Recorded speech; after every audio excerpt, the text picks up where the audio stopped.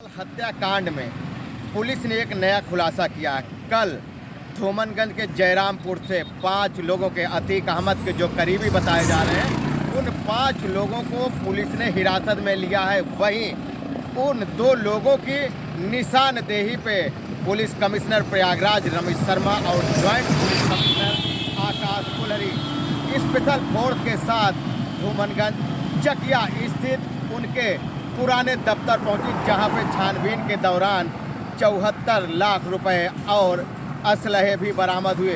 बताया जा रहा है कि 9 पिस्टल और मैगजीन और जिंदा कारतूस भी वहां से बरामद किया गया।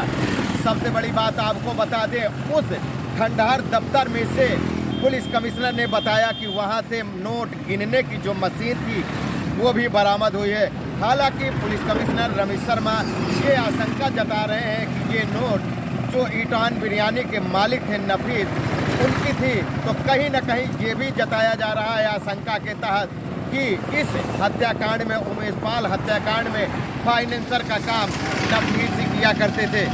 जिस तरीके से पुलिस ने ये बड़ा खुलासा किया है और एक तरीके से रोज दबिश देने के बाद कहीं न कहीं 5 लोगों को जो हिरासत में लिया गया था, इनमें से एक अतीक का ड्राइवर बताया जा रहा है। तो उमेश पाल हत्याकांड में साजिश के तहत एक सूचना दे रहा है, तो कोई रेकी कर रहा है, तो कोई असद की मोबाइल से वहां लोकेशन दे रहा है, जिससे उमेश पाल हत्याकांड की गई और उनके साथ 2 गनर की भी मौत हुई। अब पुलिस की सबसे बड़ी चुनौती यह बनती जा रही है कि आखिरकार जो मुख्य हमलावर थे 5, उनकी इनाम की राशि 5 लाख बढ़ा देने के बाद और अब जो साजिश करता थे, जो उसमें रेकी किए थे, जो लोकेशन दे रहे थे, उसको भी गिरफ्तार करने के बाद अब पुलिस को कहीं ना कहीं कुछ हमलावरों तक पहुंचने के लिए पुख्ता सबूत मिलेंगे।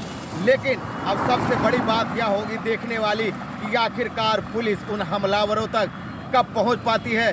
क्या हमलावर जितने भी शूट आउट कांड में थे, उमेश पाल हत्याकांड में थे 5 आरोपी, अब कितनी जल्द पुलिस उन आरोपियों तक, उन हत्यारों तक पहुंच पाती है, कितनी जल्द उनकी गिरफ्तारी करती है, ये देखने वाली बात होगी। वीडियो जर्नलिस्ट मोहम्मद नसीम के साथ Sanjay Khan, prime news, Prayagraj. Samajwadi party के राष्ट्रीय अध्यक्ष अखिलेश यादव ने आज अपने प्रदेश कार्यालय पर प्रेस कॉन्फ्रेंस की। हालांकि अखिलेश यादव कोलकाता से आने के बाद ये पहली प्रेस कॉन्फ्रेंस है। जिस तरीके से कोलकाता में 2024 के चुनाव को लेकर रणनीति बनाई गई, कहीं ना कहीं उत्तर प्रदेश में भी 2024 को चुनाव को लेकर के अखिलेश यादव अब पूरी तरीके से एक्टिव दिखाई दे रही हैं। यानी कि ये कहा जा सकता है 24 के चुनाव से पहले जिस तरीके से आज अखिलेश यादव ने कई अलग अलग दल के जो नेताओं थे उनसे मुलाकात की है, समाजवादी पार्टी को 24 के चुनाव में किस तरीके से और मजबूत तरीके से खड़ा किया जाए उस पर चर्चा की गई है। साथ ही साथ विपक्ष के ऊपर, यानी कि मौजूदा सरकार के ऊपर अखिलेश यादव ने जमकर निशाना साधा है। इससे पहले एक पुस्तक का भी विमोचन किया है, पुस्तक का नाम कुंती पुस्तक का विमोचन किया है। जिस तरीके से अखिलेश यादव ने मौजूदा सरकार यानी कि मुख्यमंत्री योगी आदित्यनाथ पर निशाना साधा है, कहा है कि 6 साल यानी कि 6 साल सरकार को हो चुके हैं, अभी तक कहीं ना कहीं जो विकास होने चाहिए वो विकास नहीं हुए। उत्तर प्रदेश में कानून व्यवस्था का जो राज होना चाहिए वो नहीं देखने को मिल रहा है। तो इस तरीके से अखिलेश यादव ने आज जमकर उत्तर प्रदेश सरकार पर निशाना साधा। लखनऊ से आशीष कुमार वर्मा, प्राइम न्यूज़। 2023 के 21 मार्च तक महिला संबंधित मामलों में आगरा पुलिस की न्यायालय में सख्त पैरवी के चलते 19 अपराधियों को 1 साल से लेकर 20 वर्षों तक की सज़ा सुनाई गई है। ऐसे में आगरा पुलिस न्यायालय में चल रहे मामलों को लेकर सख्ती से पैरवी कर रही है। यही कारण है कि महिलाओं के संबंधित मामलों में और पॉस्को एक्ट के मामले में चलते आज 19 अपराधियों को 1 साल से लेकर 20 वर्ष तक की सज़ा सुनाई गई है। तो वहीं एक अपराधी को आजीवन कारावास की भी सज़ा सुनाई गई है। तो वहीं न्यायालय में इन सभी अपराधियों पर 3,75,000 का जुर्माना भी निर्धारित किया गया है। ऐसे में उत्तर प्रदेश सरकार की महिलाओं के संबंधित मामलों को लेकर लगातार गंभीर नजर आ रही है। तो वहीं आगरा पुलिस में कमिश्नर सिस्टम लगने के बाद लगातार महिलाओं के संबंधित मामले में न्यायालय में सख्त पैरवी के चलते 19 अपराधियों को अब तक सजा मिल चुकी है। तो माना जा सकता है कहीं ना कहीं महिलाओं को लेकर जिस प्रकार से लगातार सरकार गंभीर नजर आ रही है, तो वहीं आगरा पुलिस भी कानूनी मामलों में पैरवी के चलते अपराधियों को सलाखों के पीछे पहुंचाने में पूरी मदद कर रही है। अपने सहयोगी सोहेल के साथ में कपिल अग्रवाल, प्राइम न्यूज़ आगरा। उत्तर प्रदेश के बदायूं जिले में एक दर्दनाक सड़क हादसा हुआ है, जहां बलेनो कार सवार 4 लोग जो है ओवरलोड गन्ने से भरी ट्रैक्टर ट्राली में पीछे से जा घुसे। इस हादसे में कार सवार 3 लोगों की मौके पर ही मौत हो गई। मरने वालों में एक बच्चा भी शामिल है, जबकि एक अन्य व्यक्ति को इलाज के लिए जिला अस्पताल में भर्ती कराया गया है। आपको बता दें, बिसौली कोतवाली क्षेत्र के मदनझुड़ी के पास ये सड़क हादसा हुआ है। बताया जा रहा है कि हथरा के रहने वाले लोग जो थे वो सुबह अपनी बलेनो कार से दिल्ली के लिए रवाना हुए थे। उसी समय बिसौली कोतवाली क्षेत्र के मदनझुड़ी के पास ये सड़क हादसा हुआ। पुलिस ने तीनों के शवों को कब्जे में लेकर पोस्टमार्टम के लिए भेजकर आगे की कार्रवाई शुरू कर दी है। विजय श्रीवास्तव, प्राइम न्यूज, बदायूं।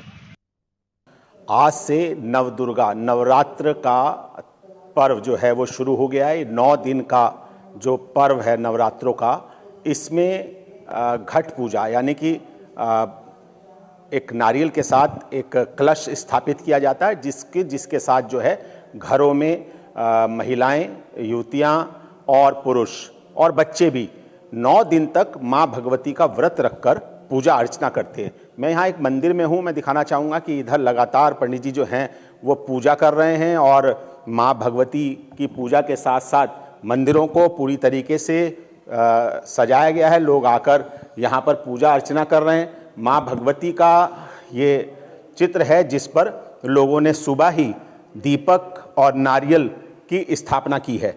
मैं आपको बता दूं कि नव दुर्गा का ये पर्व, जिसके साथ नव संवत्सर यानी कि हिंदी नववर्ष का नववर्ष भी शुरू हो जाता है। सहारनपुर में मां शाकुंभरी देवी और सिद्धपीठ मां बाला सुंदरी देवी के 2 मंदिर भी स्थापित हैं और उन मंदिरों का, इन मां बाला सुंदरी देवी का और मां शाकुंभरी का जिक्र दुर्गा सप्तशती में भी लगातार आता है। और मां दुर्गा के मैं बता दूं कि मां पार्वती के 9 रूप, जब भी सृष्टि पर कोई संकट आया है तो मां पार्वती ने अलग अलग रूपों में अलग अलग देवियों के रूप में सृष्टि का उद्धार करने के लिए अलग अलग रूप लिए हैं और उस रूपों से मां भगवती ने अलग अलग रूपों में उनको रूप लेकर सृष्टि का उद्धार किया है। यानी कि इसी वजह से नव दुर्गा, 9 अलग अलग रूप जो मां भगवती के हैं, मां पार्वती के जो अलग अलग 9 रूप हैं उसकी यहाँ पूजा की जाती है। आज से ये नवरात्रे का जो पर्व है शुरू हो गया है और यहाँ 9 दिन तक खास तौर पे महिलाएं, जो सुहागिन महिलाएं हैं, जो युवतियां हैं, जो पुरुष हैं, जो बच्चे हैं, वो 9 दिन तक व्रत रखकर लगातार अलग अलग देवियों के रूप की पूजा करते हैं और 9 दिन पूजा करने के बाद अपने व्रत को खोलते हैं। पूरे यहाँ पर शाकुंभरी देवी के मंदिर पर बड़ा मेला लगता है और यहाँ मां बाला सुंदरी मंदिर जो देवबंद में है वहाँ भी एक बड़ा मेला लगता है, जिसको लेकर प्रशासन ने यहाँ पर पुख्ता इंतजाम भी किए हुए हैं। लगातार पूरे देश से, ना केवल उत्तर प्रदेश से बल्कि पूरे हिंदुस्तान से यहाँ पर भक्त आकर अपनी आराध्य माँ के दर्शन करते हैं और अपने परिवार की संपन्नता के लिए, अपने दुखों के विनाश के लिए माँ भगवती के चरणों में अपना माथा टेकते हैं और कामना करते हैं कि उनके परिवार का उद्धार हो। इसी के साथ मैं आपको बता दूं कि उत्तर प्रदेश के मुख्यमंत्री, इस बार विशेष बात यह है कि उत्तर प्रदेश के मुख्यमंत्री योगी आदित्यनाथ ने सभी प्रशासन को निर्देश दिया है कि मंदिरों में विशेष तौर पर मां भगवती की पूजा अर्चना की जाए और इसके लिए एक बजट भी जारी किया गया है, जिस बजट के माध्यम से यहां पर पूरे उत्तर प्रदेश में जो नारी सशक्तिकरण है उसको बढ़ावा देने के लिए मां दुर्गा की ये जो नवरात्र का पर्व है इस पर कार्यक्रम आयोजित किए हैं। यानी कि मंदिरों में लगातार दुर्गा सप्तशती का पाठ किया जाएगा और मां दुर्गा की पूजा आराधना की जाएगी। इसी के साथ आज से जो नववर्ष का हिंदी नववर्ष है वो भी शुरू हो गया है और लगातार 9 दिन तक मां भगवती के अलग अलग रूपों की पूजा होगी। अपनी सहयोगी साक्षी के साथ मैं आलोक तनेजा, प्राइम न्यूज सहारनपुर। नमस्कार दोस्तों, प्राइम न्यूज में आपका एक बार पुनः स्वागत है। चलिए आपको लिए चलते हैं जनपद बागपत में जहां एक वर्चस्व की लड़ाई को लेकर दो गुटों में मारपीट का वीडियो वायरल हो रहा है। बात बागपत की करने से पहले चलिए पूरे उत्तर प्रदेश के, पश्चिम उत्तर प्रदेश भाग की बात करते हैं, जहां युवाओं में आजकल एक नया शौक लगा हुआ है दबंगई दिखाने का। दबंगई के लिए युवा जो है नए नए रास्ते अपनाते हैं, हथियारों के साथ वीडियो बनाना, उसको वायरल करना, अथवा वर्चस्व की लड़ाई को लेकर मैदान जंग का अखाड़ा बनाना। ये इसके लिए कहीं ना कहीं जो आजकल जो पुराने गाने जो चले हुए हैं, तमंचे पे वीडियो अथवा चकते रिवाल्वर जैसे गाने, जो इसके लिए कहीं ना कहीं दोषी हैं। आजकल के जो युवा हैं वो जो है फिल्म स्टार या फिल्मों से जो है, जो आइकॉन होते हैं, उनसे प्रेरणा लेते हैं।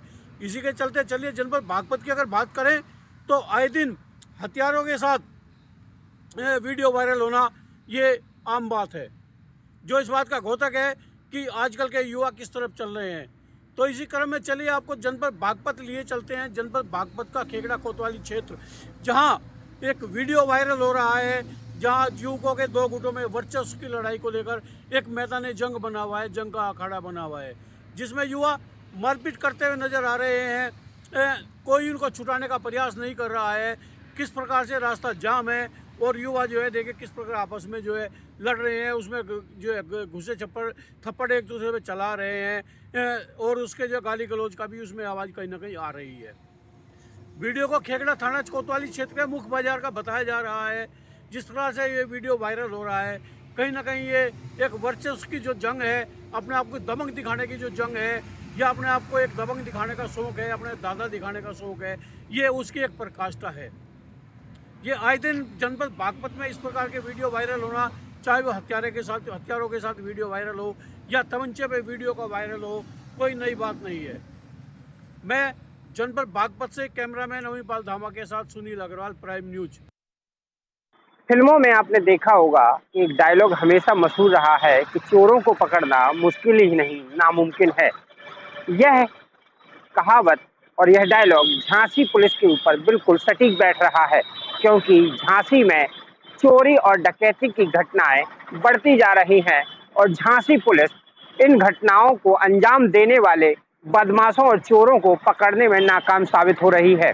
ताज़ा मामला झांसी जिले के मऊरानीपुर कोतवाली क्षेत्र के अंतर्गत आने वाले ग्राम पठा का है, जहां पर बदमाशों ने विगत रात्रि के समय लाखों की चोरी की घटना को अंजाम दिया गया।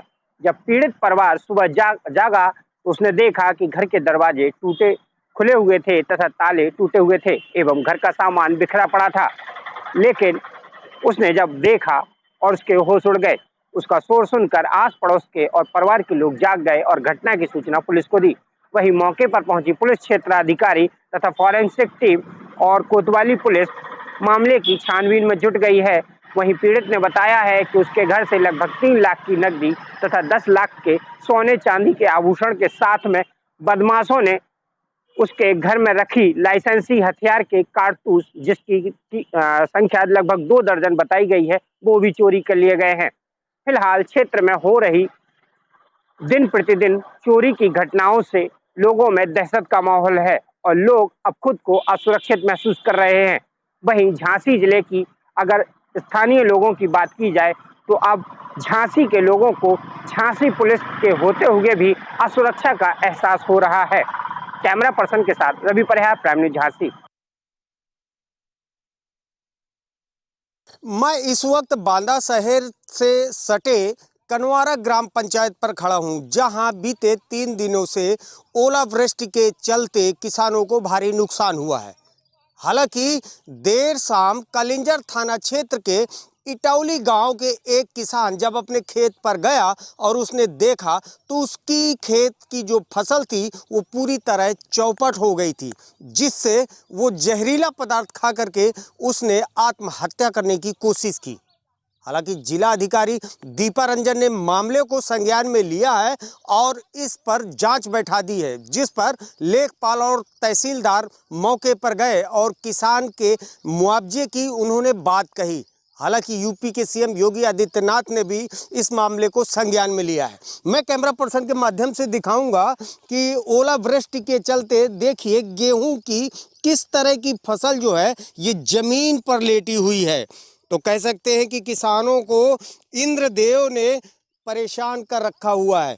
इसको लेकर के पूरे प्रदेश में अलर्ट भी जारी किया गया है कि 4 दिनों तक भारी बारिश और ओलावृष्टि और आंधी तूफान भी आ सकता है, इसलिए वो लोग बच कर रहे। लेकिन किसानों का जो नुकसान हुआ है उसके लिए जिला अधिकारी दीपा रंजन ने 13 टीमें बनाई हैं और 8 ब्लॉकों पर इसकी नुकसानों का आकलन किया जा रहा है और देर शाम उसकी जब रिपोर्ट आएगी उसके आधार पर शासन को ये भेजा जाएगा कि कितने किसानों को नुकसान हुआ है, जिससे यूपी की योगी सरकार उन्हें मुआवजा दे सके। कैमरा पर्सन जितेंद्र द्विवेदी के साथ अरविंद सिंह गौतम, प्राइम न्यूज़, बांदा। चैत्र नवरात्रि का आज पहला दिन है। आज श्रद्धालुओं और भक्तजनों का तांता लगातार मंदिरों में आ रहा है। इस बार की चैत्र नवरात्रि और चैत्र रामनवमी की महिमा और बढ़ जाती है जब सरकार ने इस बात के लिए भी निर्देश और आदेश दिया है कि सभी प्रमुख मंदिरों में अखंड पाठ का रामायण होगा और दुर्गा सप्तशती का पाठ भी किया जाएगा। ऐसे में श्रद्धालुओं का और भक्तजनों का उत्साह और बढ़ जाता है, क्योंकि इस बार ऐसी एक अनोखी पहल सरकार ने की है। ऐसे में आज जो पहला दिन नवरात्रि का है, भारी उल्लास के साथ श्रद्धालु मना रहे हैं और आगे 9 दिन भी मनाते रहेंगे। संजय पांडे कैमरामैन के साथ शिवकृपाल मिश्रा, प्राइम न्यूज़, लखनऊ। चैत्र नवरात्रि के पहले व्रत पर आज यहाँ पीलीभीत यशवंती देवी मंदिर पर जिस प्रकार शैलपुत्री का जो व्रत रखा जाता है उसको लेकर पीलीभीत में तमाम श्रद्धालु पीलीभीत यशवंती देवी मंदिर पर यहाँ मौजूद हैं, जहाँ सैकड़ों की संख्या में श्रद्धालु पूजा अर्चना करने के लिए आए हुए हैं। इसको लेकर तमाम यहाँ पर व्यवस्थाएं की गई हैं। अगर हम बात करें प्रशासन की ओर से तो पीलीभीत पुलिस अधीक्षक की ओर से जो दिशा निर्देशन दिए गए हैं उसको लेकर पीलीभीत पुलिस भी यशवंती देवी मंदिर प्रांगण में मौजूद है, जिससे कि व्यवस्थाओं को चौरस तरीके से बनाया जा सके। वहीं लगातार श्रद्धालु इस व्रत पर पहले दिन आकर अपनी पूजा अर्चना में लगे हुए हैं।